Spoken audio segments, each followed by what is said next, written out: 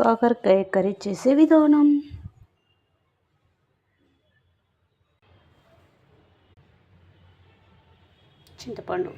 చింతపండు కడిగి నానబెట్టాలి. ముక్కలు కోసి కొంచెము సాల్ట్ వేసి నలవాలి. ఇలాగా ఫ్యాన్ పెట్టి 2 చెంచాల ఆయిల్ వేసి ఆయిల్ వేడెక్కాక జీలకర్ర, ఆవాలు, పచ్చిమిర్చి ఫ్రై అయ్యాక ఆనియన్స్, స్పూన్ పసుపు, అల్లం వెల్లిగడ్డ పేస్ట్, కట్ చేసిన కాకరకాయ ముక్కలు, కళ్యామాకు రెబ్బలు 2-3, కాకరకాయ ముక్కలు ఫ్రై అయ్యాక టమాటా ముక్కలు వేసి టమాటాలు ఫ్రై అయ్యాక కారం 2 చెంచాల కారం, తగినంత సాల్ట్, చింతపండు పులుసు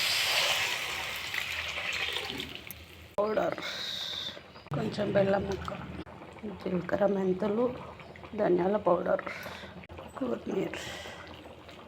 కాకరకాయ రెడీ. వేడి వేడి అన్నంలోకి తింటే చాలా బాగుంటుంది కాకరకాయ పులుసు. Like, share.